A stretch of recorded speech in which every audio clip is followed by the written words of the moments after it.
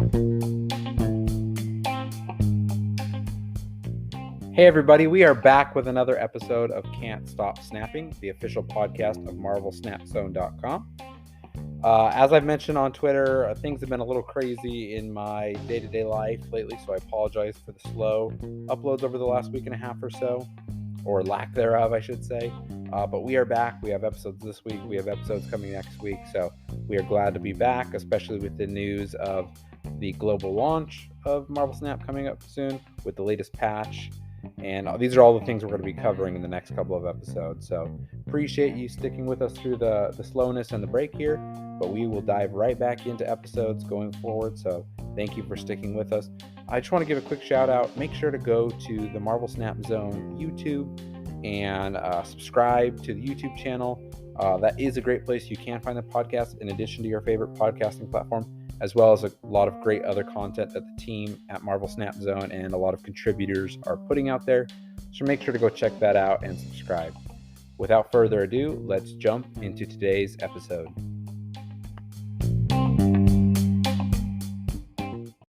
Hey everybody, we are back with another episode of Can't Stop Snapping, the official podcast of MarvelSnapZone.com. We are back once again with another patch notes breakdown episode. And as you may expect, I am joined by most frequent returning guest host, Lootmuncher. Loot, thanks for being here. Always looking forward to our scheduled visit every 3 or 4 weeks. Yeah, no, it's great. We were a couple more days, or I should say, this episode's coming out a couple days later than we normally like to get to them. We've just both been kind of busy this week, but we are excited to get this out during patch week. So we will dive in on our thoughts here. Let's just say up front, obviously this is a very big patch.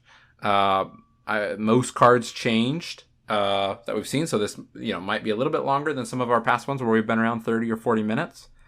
And I'm interested, they've done a lot, I think, in this patch to prepare for global release next month. But I think we may see one more patch before release. So I'm interested, as we're talking today, we can kind of share our thoughts on what we may think still needs to be changed before global release. So let's dive right in. General section. Interested to hear your thoughts on this, Loot. So emotes. So a new set of emotes are available for use. Check them out while playing a match by tapping your avatar and let your opponent know how you're feeling about the latest play. I think these are definitely a step up from the emojis, if you will, that nobody used and barely anybody knew were in the game. How are you feeling about the new emotes in the game? I like the new emotes a lot. They just add a lot of flavor, and the ones that they chose to do, the snap and the Spider-Man pointing, they're all great and fantastic. So I'm looking forward to see if they add more or what they do with that. I would like it if they added stuff like that and kind of replace the emojis on the card where you could have the Spider-Man pop up on the card or whatever. Mm-hmm. I think that'd be cool. Yeah, I'm sure they're still playing around with it. I'm curious to know what you think. I've been talking to a few people. Do you foresee future monetization of the emotes? Like you can buy them and equip them? I think you could definitely see that. I don't know if they will go straight for a purchasing thing. I could definitely see them being added to the caches or to season pass rewards or to the ranked rewards, or I could definitely see them being added in as rewards. Yeah. Maybe special emotes, you have to hit this or do that to get that emote or whatever. But I don't know if they will put it, you pay a couple dollars or gold for this or whatever, but I can definitely see them adding it into the rewards. Yeah, and I personally, right, I'd be much more motivated by emotes than, let's say, user icon or profile icons, right? Yeah. I'd be like, I have to get all the emotes, right? Don't want to miss any of them. So interested to see what they do there. This next change is interesting. The matchmaking system will allow for longer wait time for high ranked players to increase the likelihood of finding a more competitive opponent. I personally think this makes a lot of sense, especially as we're approaching global release, right? Bots are there to fill in the gaps, but you really want people to be playing humans as much as possible, right? Have you noticed this at all? You've been playing the last couple days. Any difference, or just do you feel like you're matching more humans?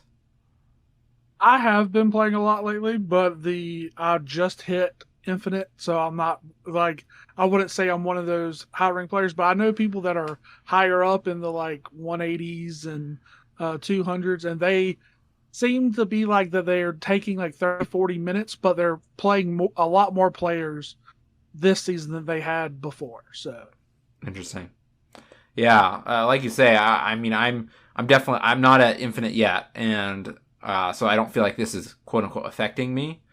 Um, so yeah, I think it's a good thing. I think it's needed for just a global release of a game.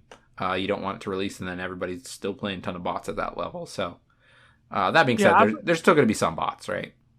I think it's super interesting. I think most people would, because those people that that quickly get to 150 or 200, those higher ranks. Like I know that before they would play 95% against bots. So I'm sure most people would probably I'll wait 30 seconds if it means I'll play a real player than just bots all day every day. Yep. Yep. Agreed. Okay, this is a very welcome change in my mind. Next, weekly mission requirements have been reduced to 5, 10, 15, 20, and 25 completed daily missions versus 5, 10, 20, 30, 35. Solid change in my opinion. I think that 35 sometimes just felt like you had to play every day, multiple times a day. You needed to get every mission, right? This gives you a little bit more flexibility in my mind. Yeah, I think this is a good change. I think, with global release coming, we're gonna have a big influx of new players. This is a lot more new player and more casual friendly. I play all day every day, so like I would finish the 35 rewards with a few days left and just have no more to get. But I understand I'm abnormal when it comes Yep. to that. So I think this is a good change for new players and more casual players. Yep. Helps them to kind of speed up their acquisition of cards, especially early on, by being able to complete those missions. So a welcome change. Well, we've got 3 quick ones, and then that'll finish out the general section. We've got the game results screen has been visually upgraded. Card art variant names are now visible in the shop and card detail screen, and doubled the max number of decks you can have from 10 to 20. Out of these 3 changes, which one stands out to you the most, or what's your favorite? The double deck size, Yeah. the deck limit, obviously. Like I'm definitely someone that would always be deleting decks just because I'm constantly trying new stuff out and stuff like that. So 20 is fantastic. I still think I still have a few more free slots right now. I haven't even filled up to 20 yet. Yeah, no, it's funny because, like, I mean, it wasn't extreme, but I think there was moments where I was like, I felt discouraged from creating a new deck because I didn't want to delete anything necessarily in that moment. So I'm like, oh, I'll do it. So maybe I waited a couple of days to delete something. Where now it feels like I can just have what I want, right? And I don't know if I'm ever going to have like 20 and feel like that's not enough. You know what I mean? I mean, that could be the case, but I feel like 20 is a solid number to have just a lot of different play styles. So very, very welcome change as well. So a lot of cool things in the general. I think sometimes you and me have kind of skipped over the general changes, but I think there's some important things there. One thing that stands out to me in the next section, the optimization section of the patch notes, is they added a download all assets button in settings. So normally what's happened in the past is as you're playing the game, it would just, in the background, and as you're playing matches, it's just trying to download things you need, right? Locations, cards, etc. And that was affecting, certain phones with lower RAM, slower processors, poor network connectivity, etc., etc. Did you whip out the update and download all the assets, or have you not touched that at all? I actually tried to do that, but for some reason, and I submitted a report for this, but on my iOS, I have an iPhone 13, and when I hit the download all assets button, nothing happens. It won't download it. And I see while I'm playing, it is still downloading the assets as it needs, like that split second. So, like, I'm not sure what's happening with mine, but yeah, the button's not working for me.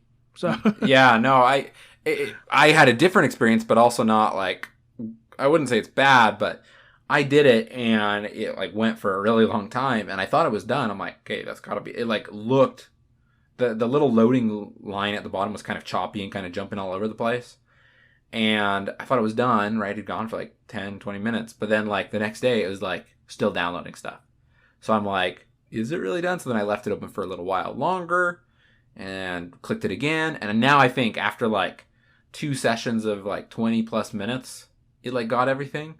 But it was hard for me to visually actually tell if it was downloaded, right? I want to see, like, maybe it'd be nice on the settings screen to have like a percentage, be like, it has downloaded 63% of the assets, right? Or maybe just like a little thing that pops up like under the button or something, like Yep. you already have them all downloaded, like Yeah. letting you know, or whatever. Download You don't complete. have to click it again. Yeah. Yep. I mean, that's a little nitpicky. I understand. I mean, I'm not super worried about this, but it seems like there's a little bit more to work out on your end and my end in our experiences there. So, up next, localization. They have added initial support for the Spanish language. So, I think that's awesome. This includes text and voiceovers. Love to see it. Great thing. Next, we have art and visual effects. Let's dive in there. So, a couple things. To make for a snappier experience when moving, ongoing effect updates are paused while moving multiple cards. And then they prevented or disabled the Colossus visual effect, the completely whited out Colossus that we've all been loving for a month now. And then they made some different visual effects and location effects. Any of them stand out to you, or any of them that you've noticed that you really like? So the two that stand out the most to me for the cards are Ghost Rider and Apocalypse. Yes. I feel like Ghost Rider is the simple one for everyone. The chains, it looks so cool. And It's so cool. I love that they're doing this. Yeah, I think that's definitely a cool flair that digital card games give you. You have those cool animations and stuff. But yeah, the Ghost Rider one's really cool. And I really like the Apocalypse. I hadn't seen Apocalypse until today. But he like gets like disintegrated and then regenerates back and then goes back to the hand. It's really cool. That's awesome. I love that they're like adding more over time, right? Because they could just say like, oh, well, what's there? People haven't like asked for a cool, like a better Ghost Rider effect. That's probably not something they're getting a lot of feedback, but I like them going back and revisiting cards and like adding new effects. And so I hope that continues, right? I hope, I don't know if there's a future where every single card has a custom voice and a custom effect. That might be a little too crazy, right? But I'm glad that they're adding more as time goes on, right? I think that's just a lot of fun. Yeah, I imagine something like that is probably just a small team, like maybe a few people working on that. So they're just adding them as they finish them. So as we get new patches, maybe we'll get 5 or 6 more every patch. Just as they get done with them, they add them into the game. Yeah. Which I'm completely fine with. Like I said, there's some really cool gems in them when they do it. So definitely fine with taking a little time. Yeah. No, I think it's something they probably have their kind of effects team, if you will, like that are kind of dedicated to the sound effects and the visual effects, and they probably just have a queue that they're working on kind of constantly for each patch. So I think that makes a lot of sense. Well, up next, I don't have a lot to say on is the audio changes, because I 90% of the time am playing in situations where I have to have the sound off. And I have it on sometimes, but just since the patch came out, I haven't had my sound on to play. I don't know if you're the same as me, but have you heard any of these new sounds, whether it's cards or locations, that stand out to you as well? I have heard them, but I play with the sound off on my devices too when I play for the most part. But I have watched a lot of streamers too, and I have heard the sound effects on there. So a bunch of the sound effects are really cool too. And like I said, another thing they're just slowly adding in. I'm sure they'll keep adding more, but I like stuff like that. I like the visual and audio feel of the effects and the audio. So I'm glad they keep adding stuff to it. Yeah. They have we all know they have a solid gameplay and kind of just how the game functions, but this is just kind of like the icing on the cake, right? It's just that extra piece to make it a fun experience. So definitely love and shout out to, I don't know if the Second Dinner designers and audio people are listening, but we really appreciate what you guys are doing. So, well, let's dive into the meat of the balance updates. There is a lot here. And I am interested, as always, Loot, to hear your thoughts here. So, the first one, Arnim Zola, this is more of it's not like a bug fix. I think it's just something that had an unintentional side effect, if you will. So Arnim Zola no longer adds copies of a card if his target was not destroyed. So I think the situation would be like you have Professor X, or you have armor, at the location. So things can't be destroyed there. Arnim Zola flips, and then it wouldn't be able to destroy the card, but then it would still add copies to the other locations. And so now they're making sure that that's enforced. That requirement is it does actually have to get destroyed for it to be able to repeat, if I understand it correctly. Is that how you understand it? Yes, and I've seen this in action. That's exactly what it is now. Yeah. Yeah. So not much to say there other than I'm glad they're like finding the things that they maybe missed in the logic of how certain things should work. They've done that over time and making them more consistent on what you would expect. So yeah, I think it's just they didn't intend for that to be a gameplay mechanic, and so they're just fixing that. I'm surprised we didn't get the Yondu change too, because they've said in the past on Discord that with it not being destroy effectively being removed, it shouldn't count towards a trigger for lowering your death cost. I was surprised we didn't get it here, but I'm fine with it. I'm a death wave player, so yeah, I'm fine with it. Well, and my hope would be either they have it not count or they change the text, right? I mean, that kind of feels like what it needs to be, and then it works that way. So yeah, I mean, I think we're still going to see a change there, but maybe that's just lower on their priority list, right? I don't think anybody's complaining too hard about that one, where the Arnim Zola one kind of would feel bad, right? If you're like, hey, I made it so they couldn't destroy cards, but then they're still getting the benefit. So, yeah. Well, up next is an interesting one. Baron Mordo, I would say, was at the bottom of the barrel right before this patch. I'm not saying he's the number one card now, but now, so it's still a 2-cost, 3-power card that reads, on reveal, your opponent draws a card. Set its cost to 6. So previously it was your opponent draws a card, increase its cost by 1. That could mean they draw a 1-cost card and then it increases to a 2-cost, right?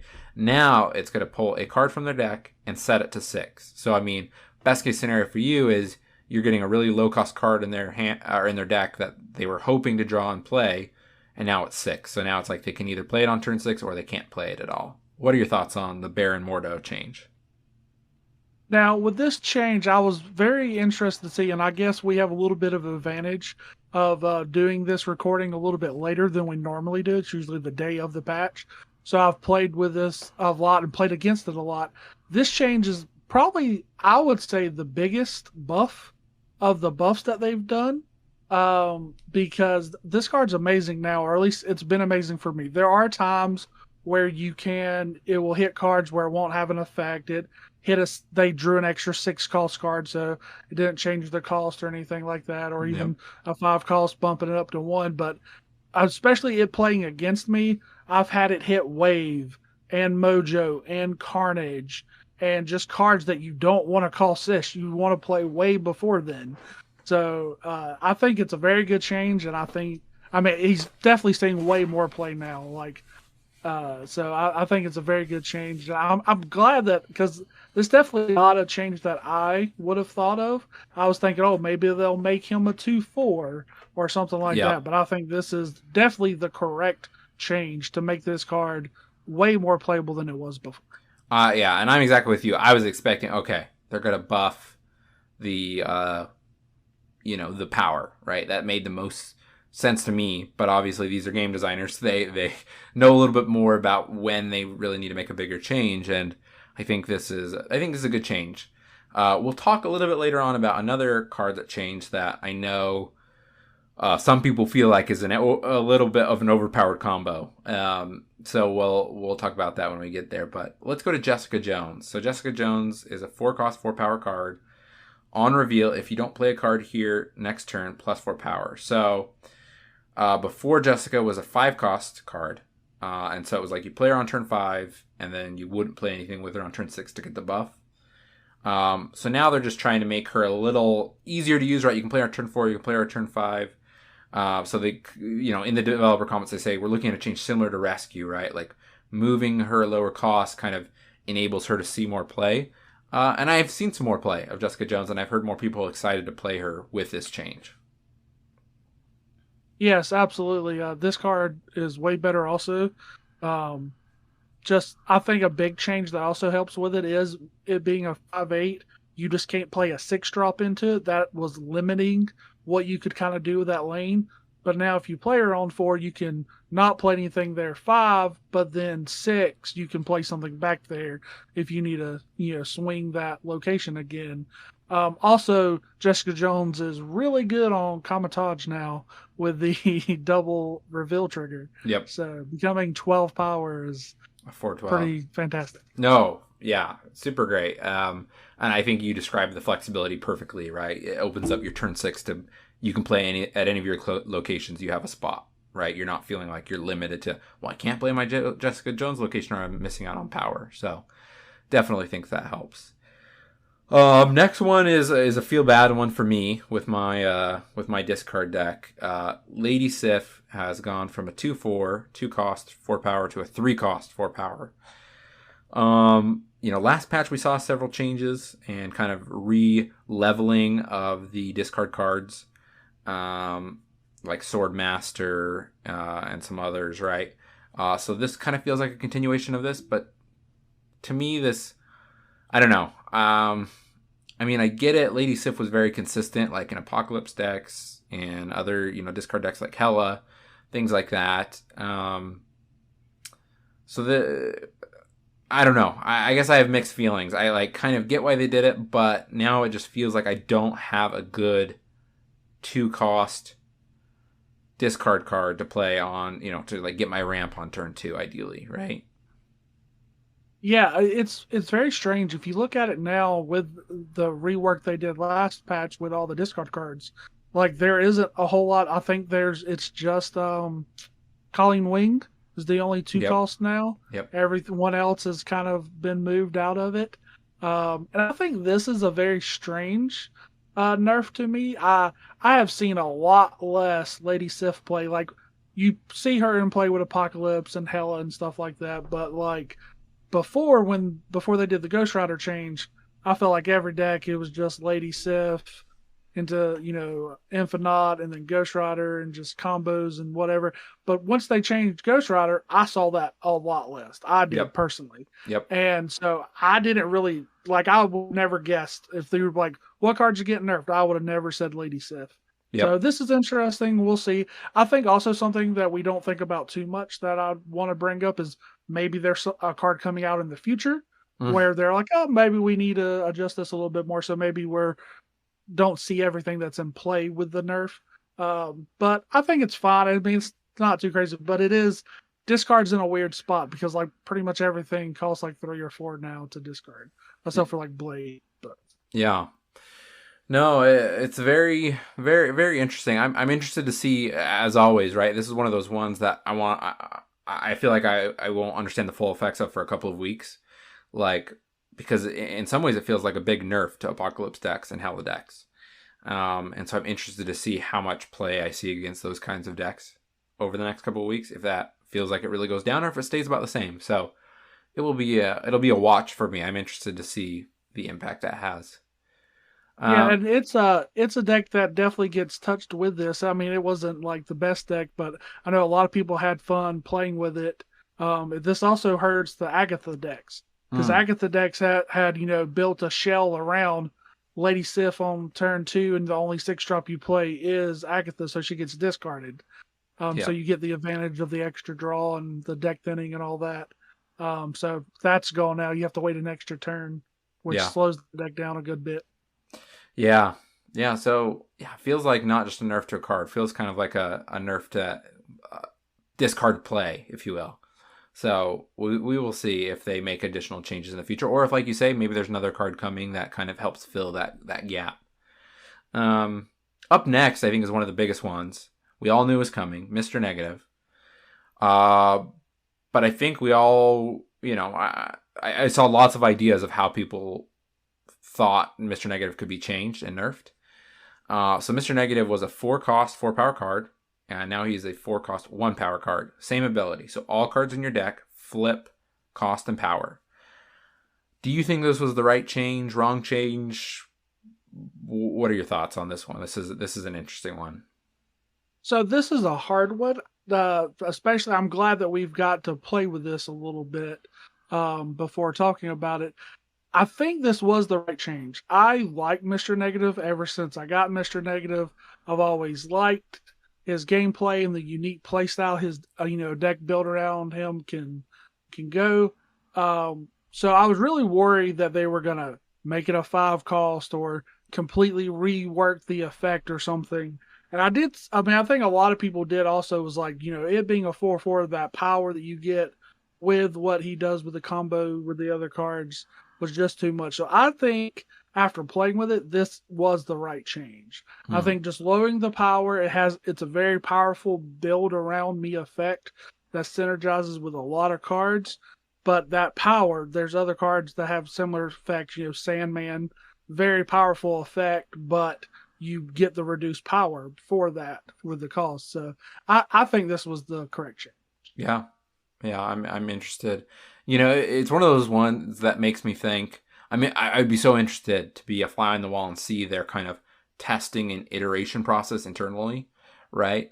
Because I'm sure they looked at Mr. Negative from multiple angles. I'd just be interested of like how they make changes internally and how they test those out, right? Um, yeah, but obviously, I think they've made out of every change they made in every patch, I'd say in the end, I end up agreeing with 90+% of them, right? So this one I'm still a little unsure about. You obviously feel like it's a good change, but I do have, generally confidence that they know what's doing best and whatever they're doing in their laboratory, right, to make changes is generally pretty good. So up next, we have Professor X. So Professor X reads, ongoing, lock down this location. Cards can't be added, removed, etc. So this is just a text change, really. I don't think anything has changed with the effect here.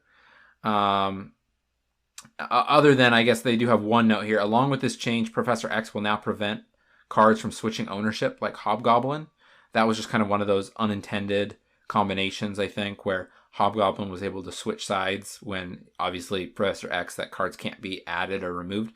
But this wasn't like an add or removed or like a movement, if you will, like on your side of the board. It was like a movement across the board, which is unique to Hobgoblin and Green Goblin. So yeah, I don't know. Any thoughts there? I think this one's just another one of those kind of let's make it more clear what's going on. I think it's definitely a more let's make it clear, but it is a buff. Like this is to me 100% a buff to the card. Not a huge buff, but the Hobgoblin and Green Goblin not switching over because I have beaten Professor X's with I'd have like Daredevil and I see that they're playing it, and I've played a Green Goblin or Hobgoblin into that lane, knowing that it would switch over and I would win that lane. They lock it down, they would immediately retreat. But now this it prevents that a little bit. I mean, like I said, not something happening every game or every day, but it is a small buff.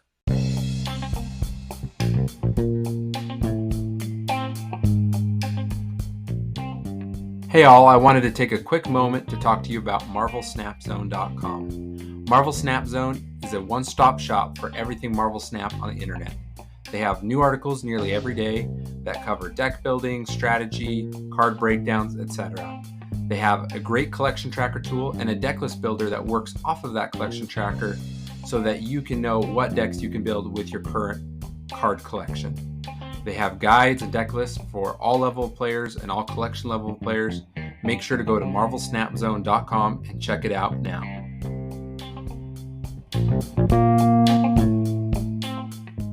Up next, we have Spider-Man. I think Spider-Man definitely needed a change. I don't know if this is quite enough. Maybe it is. It probably is, but Spider-Man went from a 4-cost 2-power card to a 4-cost 3-power card. So Spider-Man still has the same ability where it prevents your opponent from playing a card at that location the turn after you play it. So he throws out his web on the location and locks it down for one turn. But sometimes it did feel bad, right? Because let's say you played it on 4, and then they're locked out 5, but then they can play again on 6. And you're only getting 2 power on your side of the board. Felt a little rough. Now, obviously, you play on 5, it can be really good. In a lot of cases, you lock them out of playing anything on turn 6. So I think this just helps it feel a little bit better to play Spider-Man as a disruption card. Just getting that one extra little bit. I mean, we've seen time and time again, they up a power by 1, and it seems small, but it can make a real difference in its playability. What do you think?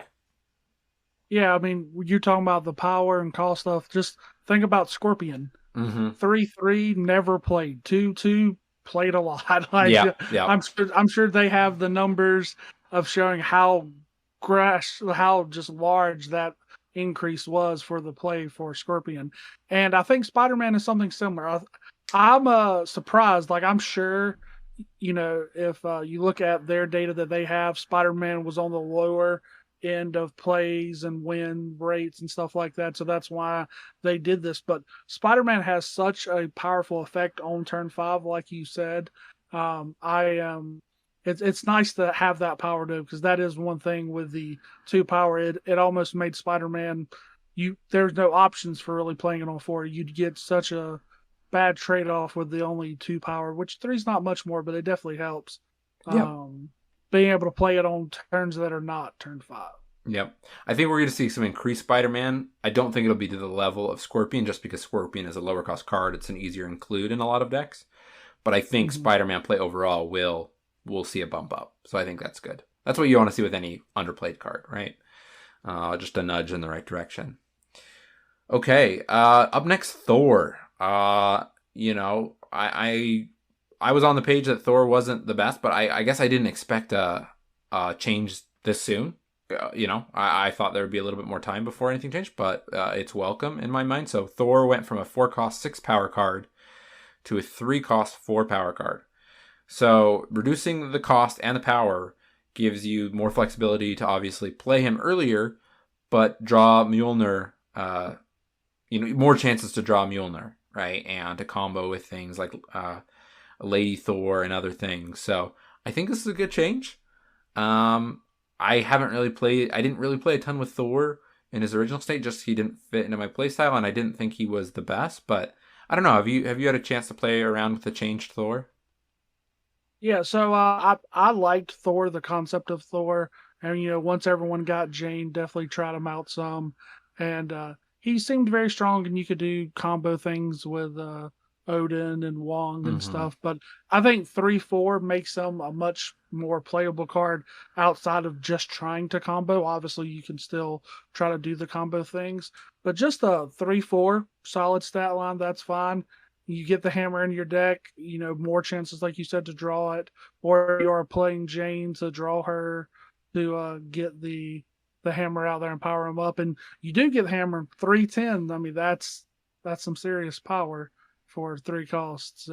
I think Thor, this is a very good change. I'm sure this is another change because it was just lower play rate or win rate, however they measure everything over there. But I think this is a good change, and I've definitely seen a lot more of Thor now than before the patch. Yep. Okay. Up next, we have a big chunk of changes. So I'm going to read the developer comment here because I think it'll add a little color before we dive in here. So it says, many of our 5 and 6 cost cards don't quite live up to their lofty energy costs.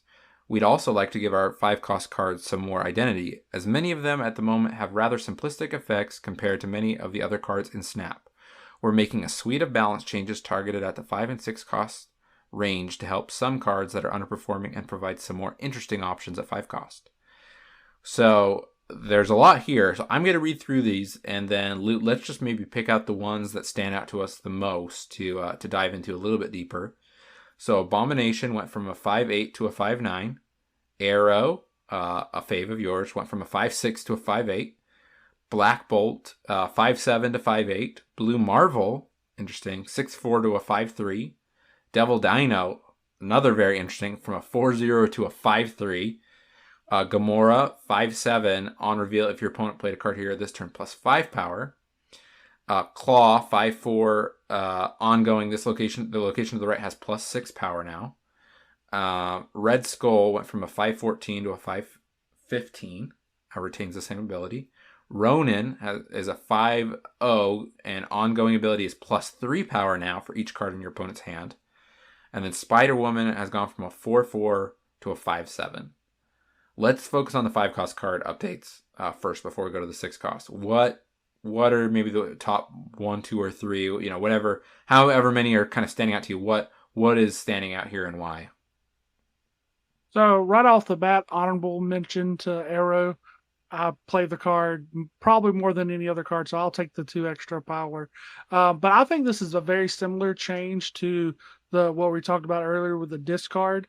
It was just kind of the philosophy they had for set things, and they had to rework and rechange their what their thinking on cost was for discarding cards. Same thing here. I just think they realized that the 5 and 6 costs needed a little bit more love, so they really focused on trying to do that in this patch to arrange stuff. So I think probably Ronin is definitely one that stands out to me. I think Devil Dinosaur is that probably helps a little bit with the negative too, makes them Mm-hmm. less good with the negative flip. And Blue Marvel, I've seen a lot more Blue Marvel play now. At that 5/3, I haven't played with him myself, but I've seen him a lot more. But I think the biggest winner of these changes is Ronin, Yes. because basically, if your opponent has even low cards in their hand, if they have 2 or 3 cards, that's still 6, 9 power, and then be able to combo him with stuff like Sandman or Maximus to slow down their card play or to have them draw more cards, I think is very good. I think he's probably the biggest winner for sure of the 5 costs. Yeah, no, and I've talked to people and I've seen that people are playing Baron Mordo more because of the changes, and then Ronin more because of the changes, and obviously those have some synergy, right? And so it's funny, 2 cards that didn't see a lot of play now are seeing kind of a little combo forming. So very interesting. Yeah, I agree with you. Devil Dino definitely stands out with the changes with Mr. Negative. Blue Marvel I didn't see coming, but I think it was much needed. I think Blue Marvel is one of the weakest 6 cost cards. I think this opens up a lot of possibilities. Spider Woman, I think, is a very interesting one. Spider Woman gives -1 power to every card at the location across the board from you. So being a 4/4 before, if you were to line her up against 4 cards across from you, basically you get a net gain of 8 power, right? 4/8, if you will. Now you're paying 5 costs, but you could potentially get a net gain of 11, being the 7 power from her and the -4 across. That's a pretty powerful card. That feels a lot better to me of playing Spider Woman, right? Obviously, you're playing her a little bit later in the game when you may want some flexibility for some other cards, but I think it's a more interesting, and that's basically what they try to say is they're trying to make the 5 cost and 6 cost cards a little more interesting, where some of them just kind of fell flat. So Yeah, and I mean, I think it helps too. I mean, if you think about what Spider Woman wants, she wants you to have 3, 4 cards and against you, so you get the maximum negative. So making you want to play it later and giving you more power for it definitely accomplishes that. So it definitely fits with the strategy that they want you to do with Spider Woman. yep, So yep, agreed. Well, let's do the 6 cost card changes. So Agatha Harkness has gone from a 6/13 to a 6/14. Hulk from a 6/11 to a 6/12. Onslaught from a 6/6 to a 6/7. Spectrum from a 6/4 to a 6/5. And Ultron is now a 6/8. And still has the same ability on reveal, create 4 1-power drones at each other location. The one that stands out to me the most, well, I wouldn't say the most, but one that's interesting to me is Hulk. I think Hulk was kind of forgettable in the 6 cost cards a lot of the times, not always, but there was just other cards that had more power. And unless you were playing something like a Patriot deck, right, Hulk wasn't an include for most. This extra bump in power, it's only 1, but it feels a lot better. I mean, personally for me, right, in my Hela deck, which is one of my favorite decks to play, I've had Death in there, and it's definitely not a destroy Death deck by any means. So I've just had her in there because she has 12 power. I'm gonna replace her with Hulk, right? And I'm gonna start to use some more Hulk play because I'm still getting the same amount of power without having the 9 cost card. So like worst case scenario, I could play Hulk on 6 where Death I couldn't in that specific deck. So what stands out to you on the 6 cost changes? I think it's definitely Ultron for me, but it may be because my first game playing with the patch, I just got absolutely blown out. I was used to playing against Patriot decks, but Patriot decks always played their small guys and their squirrel girls and all that stuff, broods out, and then turn 6 they would Patriot Mystique. Yep. That's Yep. just always the dream. And then, but my opponent like turn 3 Patriot, turn 4 Mystique, and I'm like, okay, cool. And then they Ultron, and I was like, just blown out. I just was not expecting the drones to pop out and be buffed so much, and it just completely blew me out. So I've definitely seen a few of those decks running around, and I've played a little bit myself. I think it's a good change. I would love for them to do the same thing with Crystal. Just bring her back to what she was before, because she didn't see a lot of play before, but way back before the change with Crystal, I started experimenting with her a little bit. But then as soon as they changed it where you have to play the middle lane, just completely just never putting the card in a deck again. But I want them, hopefully they'll look at other cards like that too. But yeah, I think Ultron's a big change, a good change for decks that are trying to do different things for the Patriot decks and stuff. Yeah. Well, that is the end of the card updates. I think definitely some interesting things. It definitely feels like a preparing for global release kind of rebalance, right? Especially with all these 5 and 6 cost card changes. It feels like they have a lot of data. They've had months of data now, and they kind of said, okay, we're gonna streamline some things, make things more clear with the power curve and the cost curve, and we're gonna go. So I think that's really cool. Up next, we just have a couple small location updates. So I say Adelan or Adelan. I don't know actually how to pronounce the location, but after turn 3, shuffle your hand into your deck, draw 3 cards. They don't have the old text here, but correct me if I'm wrong, Lou. I think it was at the beginning of turn 4 they did it before. Yes. So essentially, it's like the same time, but it's trying to make it a little more clear that you could. I'm sure people sometimes got confused that it says turn 4 on it. They're thinking end of turn 4 because there are lots of locations that do stuff at the end of turn 4. So this makes it a little more clear, a little more consistent. Hey, this is happening at the end of turn 3. So you have 3 turns to play from your hand before it gets shuffled into your deck, right? So Yeah, I think it was just a clarification. If I remember correctly, the wording was bad. It didn't even say at the start of turn 4. It just said on turn 4. And yep. so I guess that definitely makes sense to just clear it up, like after turn 3. But yeah, I'm pretty sure the old text was just like on turn 4, which was Which very is even more weird and vague. confusing. Yeah. Because Yeah. what is on? Is that like at the end, the middle, the beginning? Yeah. Yeah, yeah. Yeah, this is just one of the, I mean, this happens with all card games, right? And digital card games have the liberty to go change this stuff. Just naturally, when you're creating cards and you're writing text, things are going to be a little inconsistent, right? So glad that we have the ability to make things more clear as time goes on. And then new location, Necrotia. Cards here have -2 power, so they've removed Clintar and replaced it with Necrotia. I don't know. What do you make of this? Do you think they're going to use Clintar to be something different that just makes a little more sense to them? Or do you think there's Marvel rights issues with Clintar? I don't know. This just feels strange to me. I'm sure it's something similar to Nowhere and Death's Domain. It's Mm-hmm. probably just like a lore thing that this is going to fit better with this or that or whatever. So that's probably what it was. They just needed, they're like, oh, this makes more sense. Some, guy way into comic books like that doesn't line up with that location name. You should change that to this. So Yeah, somebody calling Ben Brode out on his knowledge of the Marvel Wiki, probably, right? And yeah, yeah. no, yeah. So interesting. I'd be interested to see if they reuse Clintar and as a different ability. But obviously they are trying to be influenced as much by the Marvel lore, which is a good thing, right? They're sticking to their source material, and that's definitely not a bad thing. I'm open to them making changes to try to make things have the right flavor, if you will. So. Well, last we have the bugs, and like normal, I don't plan to have you and me go through each bug and give our thoughts here. A lot of the bugs are, fixes with visual effects and just kind of how the game plays out, and certain things that would just not be great.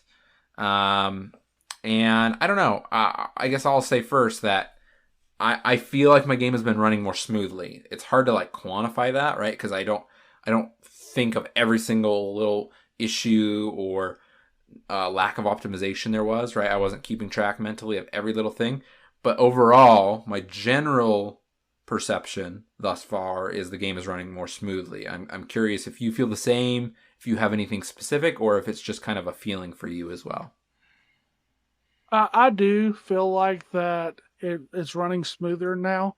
Um, I think with these changes in the bug fixes and stuff, I know that there are still more bugs. There's a known bug list of new bugs that have cropped up and stuff, but that's just going to happen. I'm sure the team will get better as they are doing more and more patches to get better at squashing those bugs. A few changes on here, if you don't mind me pointing them out, that do have like in-game play I'm glad you are because consequences I'm for reading them right fixing. now. I'm like, actually, we should probably talk about some of these things. Yeah, yeah.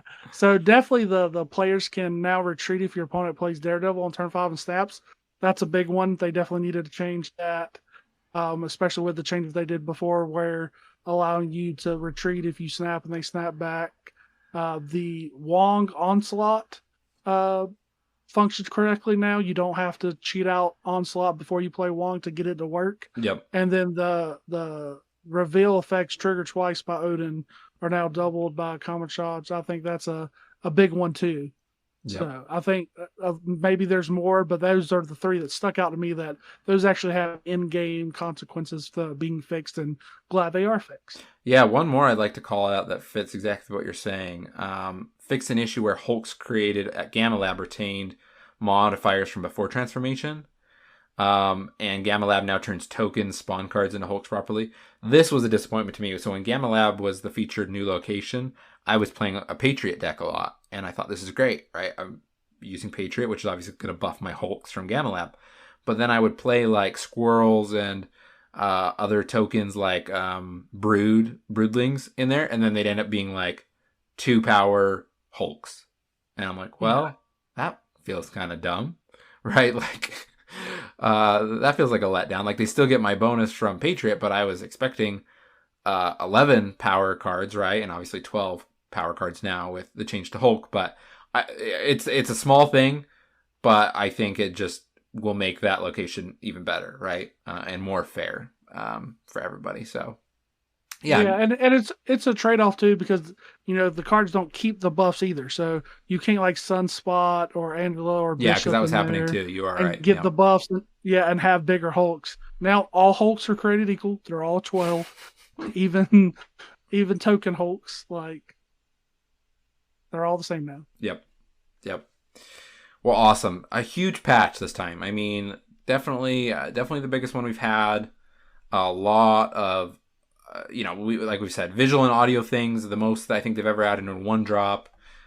Most cards changed in one drop. A lot of bug fixes, and obviously, beyond just like visual bug fixes or crash fixes or stuff, obviously some card interactions improved and made more clear and behaving the way you'd expect and the way the developers would expect it to work. So overall, I think this is a great patch that is preparing us for the global release. I guess my final question to you, Lou, and the last thing I think we could talk about really quickly is there anything, and there could be maybe a lot of thoughts, so maybe your top one or two things that you feel like are still missing or cards that need to be changed, etc., before global release? Is there anything you feel like is still lacking in preparation for global release? So off the top of my head, when it comes to card balance changes, I think it's a little too early to know of anything that sticks out. There's nothing that sticks out immediately in the new meta that needs to be fixed to me. Definitely still time for that to happen. I think there's one thing that we will see. I think with them making these sweeping changes, unless something does pop up and show to be too strong or underplayed or whatever metrics they're looking at, I think this was the patch to do before the global launch patch. I think we won't see as many changes Mm-hmm. It'll be more like going into the next. a hot fix change if there's anything that needs to be changed last second. Exactly. Like I just feel like they're getting their balance stuff in now. Hopefully, they're probably hoping it's in a good spot, and they don't have to, ever how many cards was affected in this one, 15, 20 cards. They're probably hoping to not change that many cards right at release. But I think back to your question, I deviated a little bit from that. Was I don't like I said, I don't think there's cards or locations that really need to be changed. The things that I would want to see for the release that are not in the game yet is new game modes. Mm-hmm. Something that even if it's friendly games or a different game mode in general, or the tournament mode they teased a long time ago, or even a casual like unranked modes, something like that. I would take any of those. And then, unfortunately, we know that it's not going to happen before launch. But I think missing any kind of way to add cards in other than the season pass Yep. cards. I think that's a big thing, not having the Nexus event replacements in before Global, which they said we should hear news before Global launch, so maybe there'll be something. I know there's a lot of speculation that maybe the cards that we didn't get for the Nexus, just because we have been so bone dry with getting new cards since the Nexus events flopped, that maybe those cards that didn't get in the Nexus events will be added to Pool 3 or some way, so we'll have like an influx of new cards out. Mm-hmm. Global launch, but that's speculation. We'll have to see. But I personally enjoy new cards and can't wait till we get to the point that they want to, where we're getting like a new card every week. Oh yeah. That sounds really exciting to me. That's and the I'm dream. ready to be there. Yes, I'm so ready to be there. So that's what I say. Just get some kind of different game mode, so you're just not clicking play and the same thing every time, and some way to get new cards. And hopefully we'll hear something soon and have good news. So that's what I'm looking forward to. Awesome. Yeah. No, I think what you say makes a lot of sense. I think that this was kind of their chance to make a lot of big changes and still have, 4 weeks almost of more data coming back from these changes.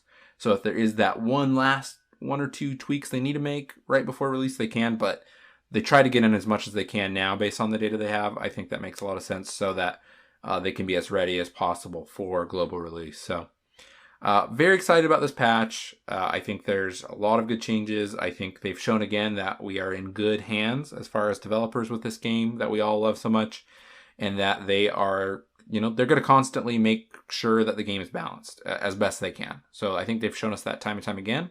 And my hope is that obviously this cadence of patches, every 3 to 4 weeks, continues post-release. I would love that, and that's my hope, that they continue that. So, Lootmuncher, as always, thank you so much for being here to cover the patch notes with us.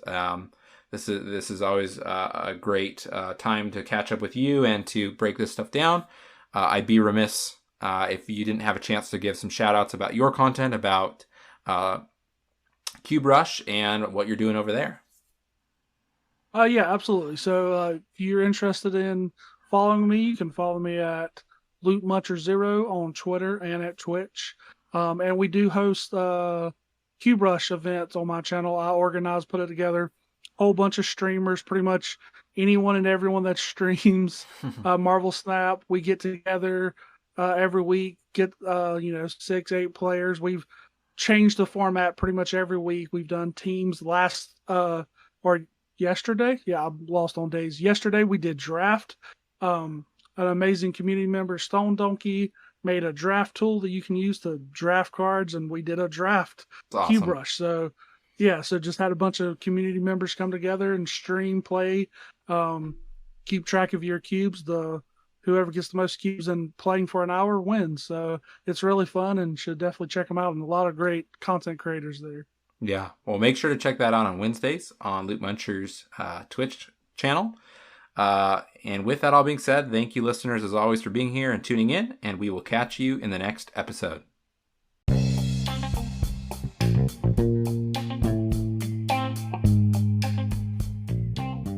Can't Stop Snapping is a podcast written, recorded, produced, and hosted by Michael Thurman. Thanks for listening.